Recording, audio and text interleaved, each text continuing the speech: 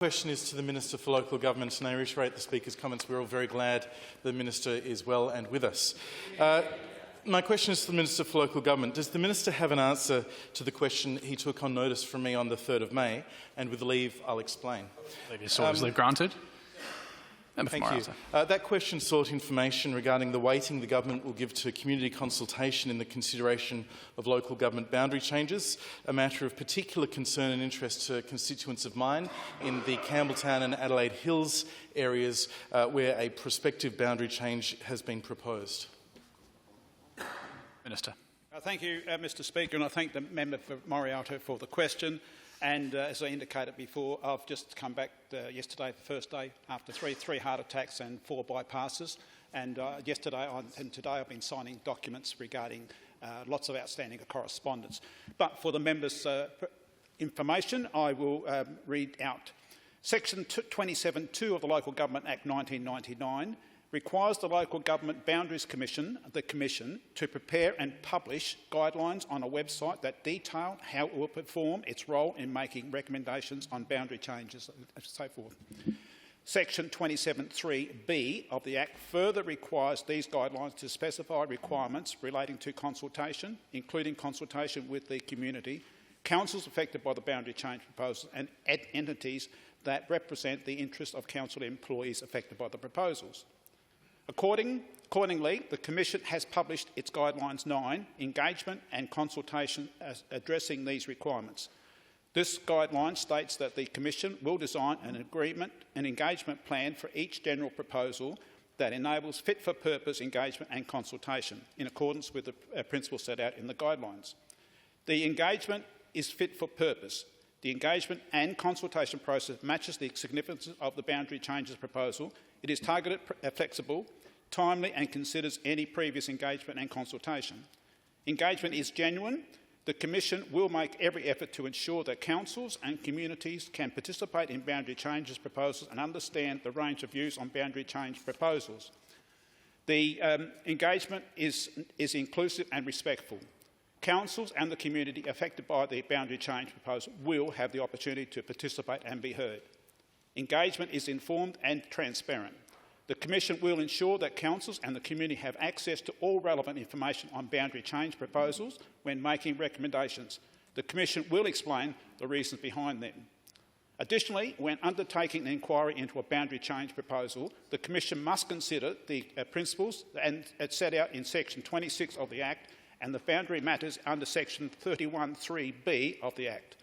1. The financial implications and impact on resources that the general proposal is likely to have on any council affected by the general proposal. And 2. The extent of support for the general purpose in particular and boundary reform in the area in a general sense within the community affected by the general proposal. And also 3. The extent of support for the general proposal by any council affected by the general proposal. And also 4. The impact on the various rights and interests of any council employees affected by the general proposal, and 5, any other principles prescribed by the regulations. While the Act does not set out a weighting or level of precedence that applies to engagement on boundary change inquiries, the Commission has advised councils affected by recent boundary change proposals that if inquiries into these proposals proceed, community engagement and consultation will take place in accordance with the principles set out in Guidelines 9 and be extensive to ensure that the Commission is fully informed of all views. Following the completion of any inquiry, the Commission will provide me with a report containing the recommendations on the proposal.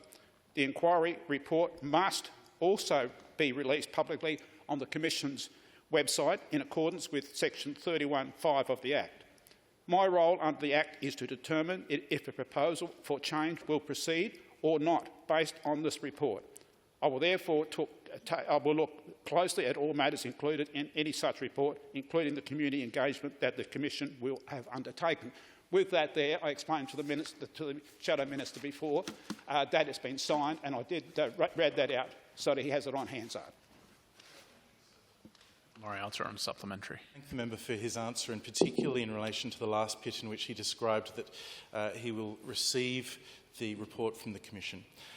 Will he give priority in consideration the report from the Commission to the community consultation or to the recommendation from the Commission? Minister. Look, it's very important that we have the full consultation out there and the community have the opportunity to actually put all that information in there and to ask questions. I've indicated before and I indicated previously that I have to wait for the report to come in from the Commissioner. I will take that on board, and if I have to ask any more questions regarding the proposal, I will do so to the Commission and also, if relevant, to this Parliament here, and to look at all opportunities. I've always said, and I'll continue saying that, transparency and asking questions is the best way we get the best results in anything at all, in whatever we do in this House, whether it's on the opposition side, the crossbench, or on the government side. We have to take into account everything out there. Happy to look at that opportunity again with the member for Morialta, and if there's any other questions, and I give this opportunity to other members. As I say, I've been away for 8 weeks. If there are any other questions out there that may be those members on the other side thinking about, I'm happy to arrange a full briefing by the relevant government agencies and the CEOs of those departments.